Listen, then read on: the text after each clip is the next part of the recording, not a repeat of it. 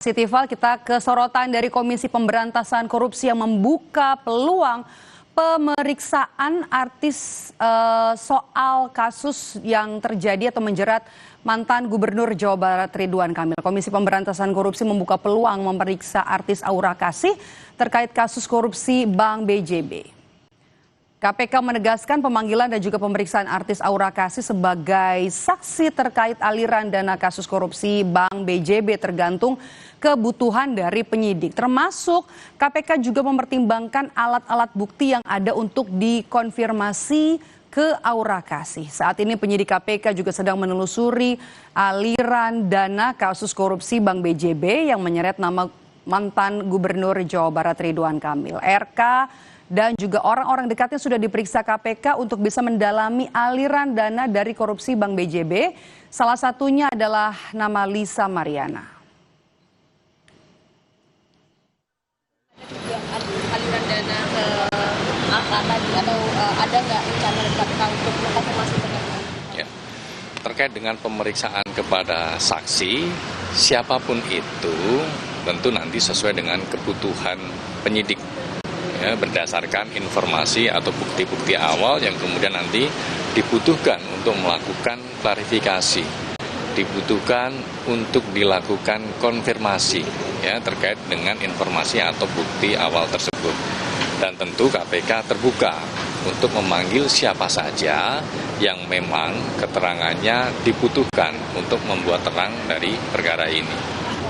Nah, jika nanti sudah ada jadwal pemanggilan pemeriksaan kepada saksi siapapun, tentu nanti kami akan sampaikan kepada publik. Oke, kita akan bahas satu persatu orang-orang dekat dari Ridwan Kamil dalam kasus korupsi Bank BJB. Ada yang pertama, nama Lisa Mariana. Nama Lisa Mariana juga sudah diperiksa Komisi Pemberantasan Korupsi sebagai saksi pada 22 Agustus 2025.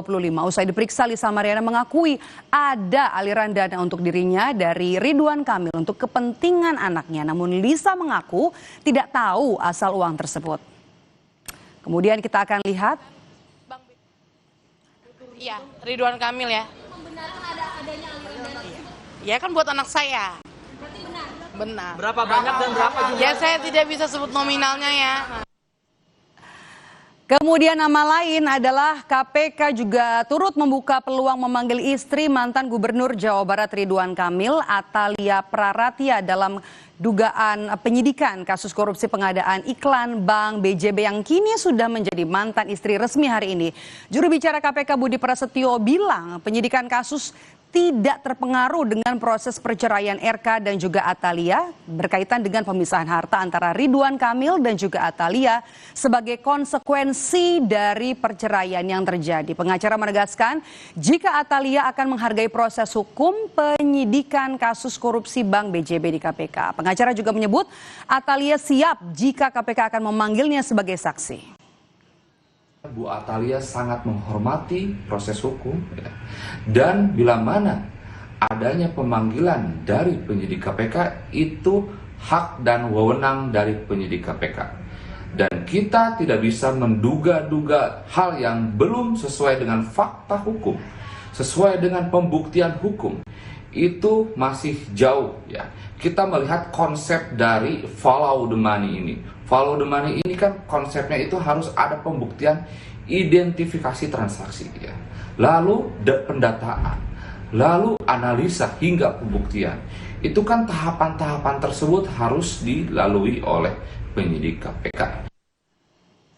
Dan yang terakhir, saudara, nama yang akhir-akhir ini banyak disebut-sebut dekat dengan mantan Gubernur Jawa Barat Ridwan Kamil, yakni Aura Kasih. Aura Kasih juga dikabarkan jadi salah satu orang dekat dan juga masuk ke dalam pusaran kasus korupsi Bank BJB. KPK menyebut Aura Kasih bisa saja diperiksa KPK tergantung pada kebutuhan penyidikan. Namun saat ini KPK belum menjadwalkan pemeriksaan Aura Kasih karena penyidik masih mendalami aliran dana korupsi BJB.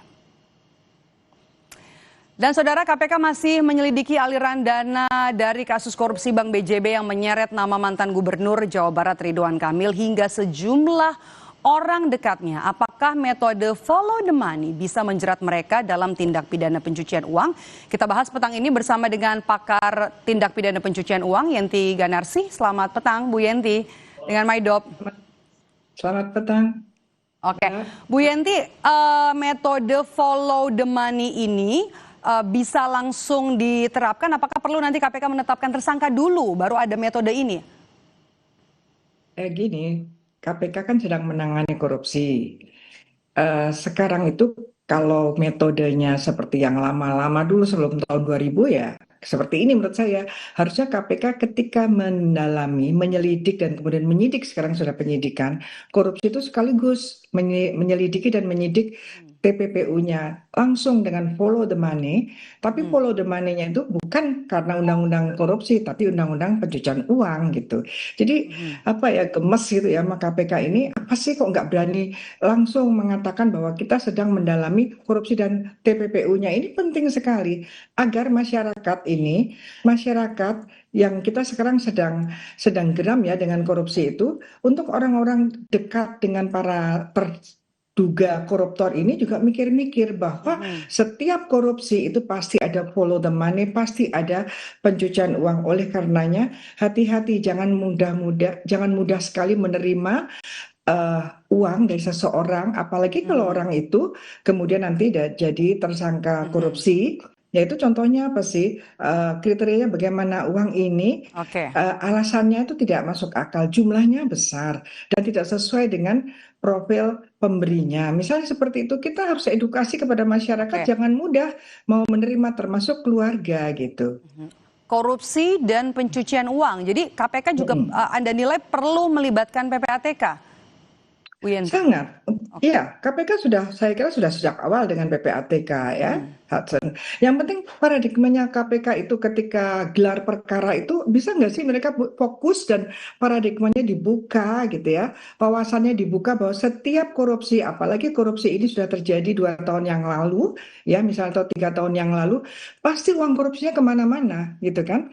Jadi artinya apa? Setiap korupsi yang sudah bukan korupsi yang tertangkap tangan dan baru sekali melakukan korupsi, kemarin pun bisa jadi pasti sudah ada TPPU-nya. Ini KPK harus menyiapkan dua pasal sekaligus gitu. Jadi kalau seperti ini, KPK kan kita ada pandangan dong kepada KPK ini, kok KPK terkesan lebih melindungi pelaku, lebih tidak memberikan satu edukasi kepada masyarakat bahwa hati-hati, jangan mudah korupsi, karena kalau udah korupsi ketika digunakan pun akan ada undang-undang TPPU yang menyertainya. Kenapa?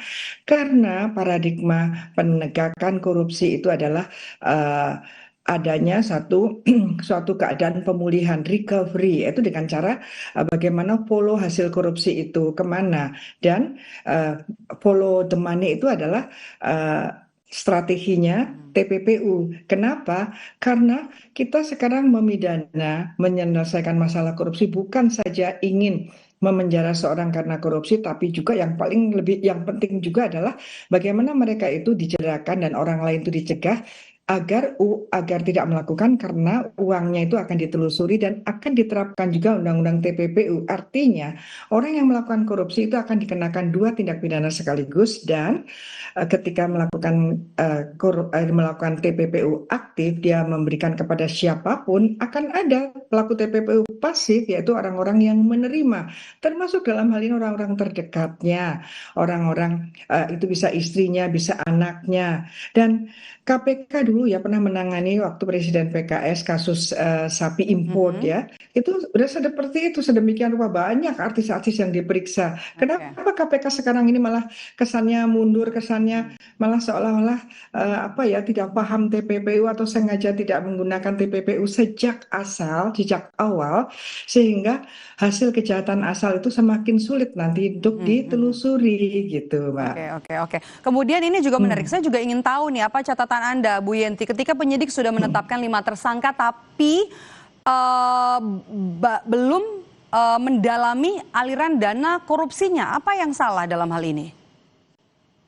Ya, KPK sudah menetapkan 5 tersangka, RK masih saksi gitu ya. Dia waktu itu jadi gubernur gitu ya. Ya KPK seperti yang ragu-ragu, seperti yang bisa diragukan integritasnya gitu ya. Kenapa yang 5 begitu cepat? Tidak mungkin lah.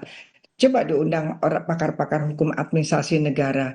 Ada satu dana non budgeter yang untuk bank BJB, di mana gubernurnya tidak tahu, gimana gubernur tidak tersangkut paut untuk penandatangannya dan lain sebagainya. Tidak mungkin kan itu. Sampai sejauh ini bahkan sudah ada pelacakan pemeriksaan terhadap orang atau putra mantan wakil presiden ya, yang waktu itu jual mobil dan kemudian diperiksa juga, ya kan? Kok masih saksi yang ini dan kemudian yang 5 itu juga TPPU-nya mana gitu? Karena kalau yang 5 itu melakukan korupsi iklan dari dana non budgeter, kemudian diperiksalah mantan gubernurnya, berarti mereka tuh memberikan sesuatu kan kepada mantan gubernur ini. Berarti mereka itu juga, apakah mereka itu dengan mantan gubernur ini adalah satu paket atau penyertaannya dalam korupsi, ataukah mantan gubernur ini sejak awal justru sudah ada TPPU dari mereka? Ini yang harusnya sudah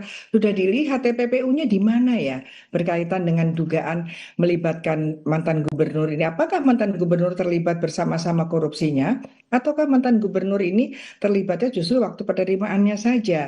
Jadi sejak awal ada korupsi, ada TPPU di korupsi yang terhadap saksi 5 tadi, apakah di sana ataukah memang sejak awal sudah ada kong kali kong, kan seperti itu yang terjadi. Karena belakangan ini kan penempatan pejabat, penempatan vendor itu kan banyak sekali konflik of interest ya. Ini membuat kita semakin skeptis ya. Ini negara beneran nggak sih mau membongkar korupsi, membongkar kejahatan ekonomi, dan merampas semua hasil kejahatannya dengan menerapkan TPPU. Dan yang penting adalah siapapun warga negara Indonesia yang menerima uang hasil kejahatan, dia hati-hati, Anda akan disita. Dan kemudian Anda juga ada ancaman pidana TPPU, di mana TPPU itu sekarang masuk dalam tindak pidana yang ada dalam KUHP. Jangan salah ini KPK. Oke, kita tunggu nanti kelanjutan dari KPK untuk bisa mengusut aliran dana dari kasus korupsi Bank BJB. Terima kasih pakar TPPU, Bu Yenti Ganarsi sudah bergabung bersama kami di Kompas Petang. Terima kasih. Usai